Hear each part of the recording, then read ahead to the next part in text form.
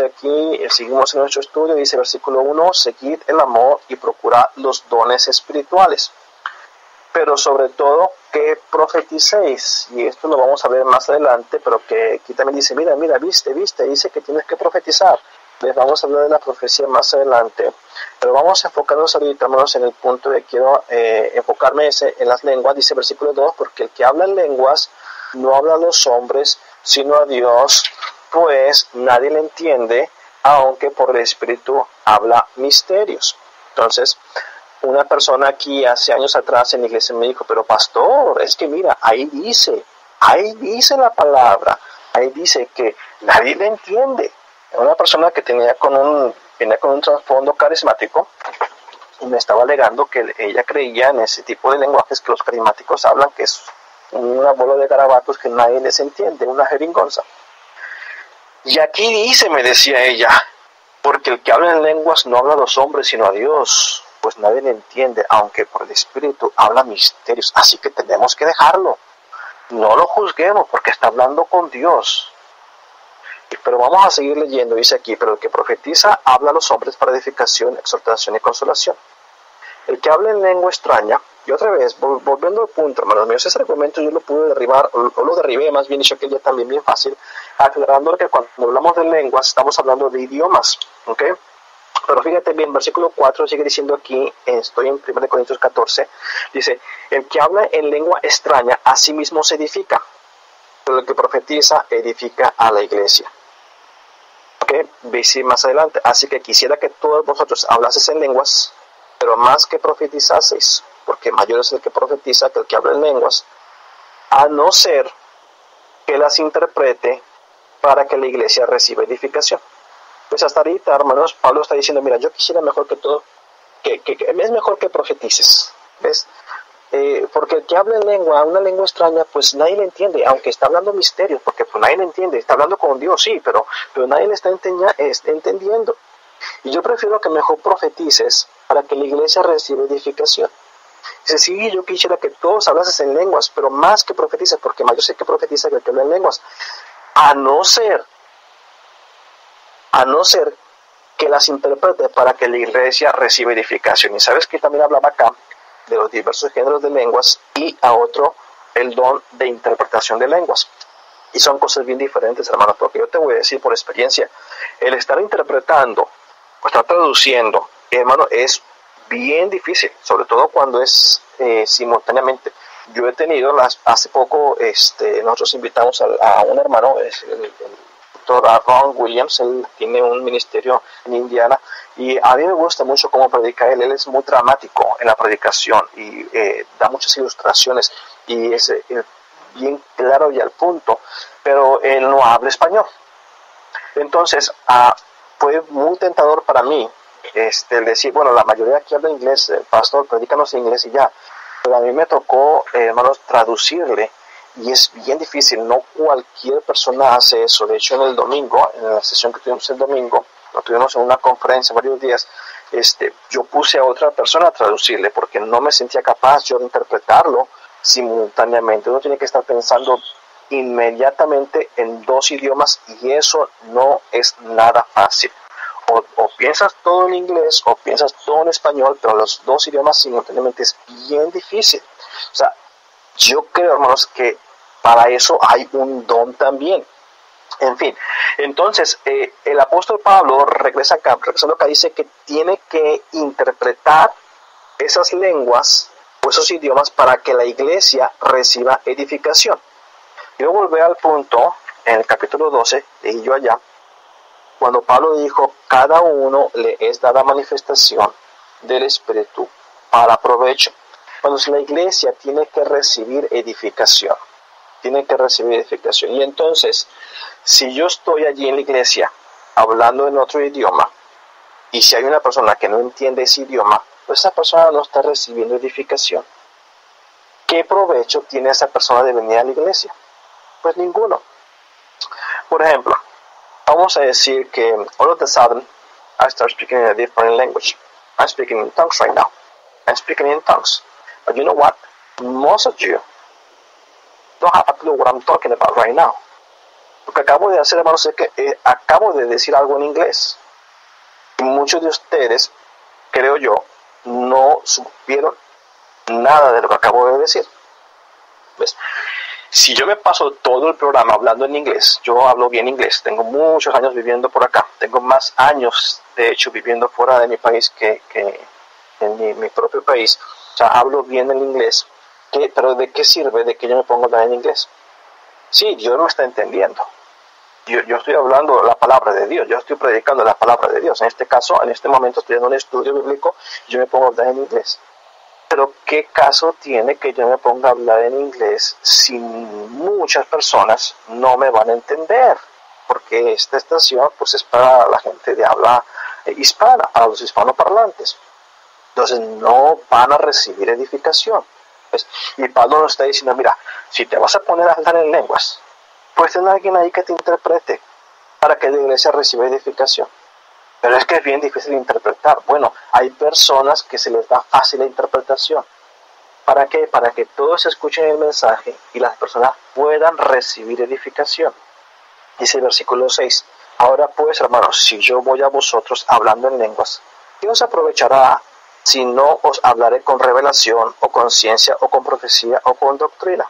Pues, la profecía la vamos a tratar en otra sesión más adelante. También es un tema muy precioso, muy controversial, y claro, también es bien claro la enseñanza que hay acerca de ello. Pero Pablo vuelve y dice aquí ahora que pues de qué, o sea, si yo voy a vosotros hablando en lenguas, ¿qué aprovechará si no se hace con revelación, o con ciencia, con profecía, con doctrina? Ciertamente las cosas inanimadas producen sonidos, como flauta, la cítara.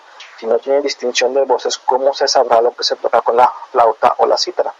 Y la trompeta tiene sonido incierto. ¿Quién se preparará para la batalla? Miren, hermanos, la trompeta era un instrumento muy importante, hermanos, en el ejército. La persona que tocaba la trompeta tenía que saber tocar el sonido para la marcha, para entrar a la batalla. Tenía que saber tocar el sonido de la retirada para que el ejército se preparara. Pero imagínense, si yo pongo a alguien en el ejército, soy el general del ejército, pongo a alguien ahí que no sabe tocar bien la trompeta, y entonces el tipo toca la trompeta, y la gente no sabe de qué se está tratando el sonido de la trompeta. A lo mejor unos están agarrando el fusil, otros lo están guardando, unos se están bajando del caballo, otros están subiendo al caballo, otros están yendo a pelear y otros están yendo por la casa. ¿Por qué? Porque el sonido es incierto. Entonces, ¿quién se va a preparar para la batalla? Si viene una persona a la iglesia y todo lo que hago es estar hablando, no, pero no me juzgues porque estoy hablando con Dios. Oye, pero espérate, para empezar, las lenguas son idiomas. Tú estás mal ahí ya, estás mal, porque las lenguas son idiomas. 2, Dios quiere que la iglesia reciba edificación, y esa gente que te está escuchando, aunque tú estés hablando algo que ni siquiera es un idioma, ¿ves? Entonces, qué pena, pero la Biblia dice que la Biblia no está diciendo que tú no estás edificando la iglesia. Y si quieres sacar un lenguaje, un idioma, bueno, pues alguien tiene que interpretarlas. ¿Por qué? Porque tenemos que prepararnos para la batalla. La trompeta tiene que dar un sonido claro y específico. Claro y específico. ¿Saben que acá en Toronto llega mucha gente de países latinoamericanos, y tienen un mal concepto? A mí me molesta mucho esto, que dicen que tienen que ir a una iglesia de habla inglesa para que se vayan acostumbrando al idioma. Y yo les digo a esa gente, mira, eso está mal, eso está mal. Si tú quieres ir a aprender un idioma, pues tú vas a ir a una escuela. Tú no vas a una iglesia a aprender un idioma, qué pena. Eso no es así. Tú vete a una escuela y aprende el inglés allá. A la iglesia tú vienes a aprender la palabra de Dios. ¿Por qué? Porque cuando tú vas a la iglesia tú tienes que entender exactamente lo que se está diciendo. O sea, ¿cómo vas a recibir edificación tú en la vida, en tu vida, si no estás entendiendo lo que está diciendo el predicador? ¿Ves?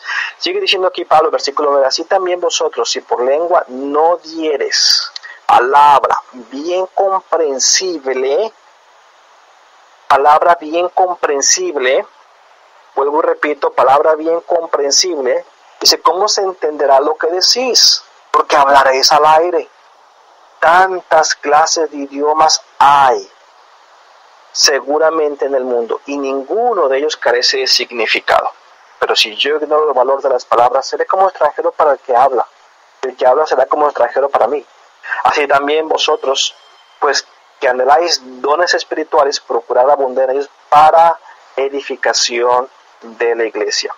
Sí, tú puedes venir bien preparado a hablar acá, un mensaje muy elocuente, bien preparado, lleno del Espíritu Santo, ¿ves? Pero vas a estar hablando en otro idioma y nadie te va a entender, ¿ves? Aunque por el Espíritu habla misterio. Sí, es un misterio, porque pues nadie entiende. Estás hablando con Dios, Dios te entiende, pero los demás no están recibiendo edificación. Y a la palabra de Dios dice que debes de abundar en los dones para edificación de la iglesia. Sigue diciendo el versículo 13, por lo cual el que habla en lengua extraña pide en oración poder interpretarla. Porque si yo oro en lengua desconocida, mi espíritu ora, pero mi entendimiento queda sin fruto. ¿Qué pues? Oraré con el espíritu, pero oraré también con el entendimiento. Cantaré con el espíritu, pero cantaré también con el entendimiento. Porque si bendices solo con el espíritu, el que ocupa el lugar de simple oyente, ¿cómo dirá el amén a tu acción de gracias? Pues no sabe lo que has dicho. Porque tú a la verdad bien das gracias, pero el otro no es edificado. Doy gracias a Dios que hablo en lenguas más que todos vosotros.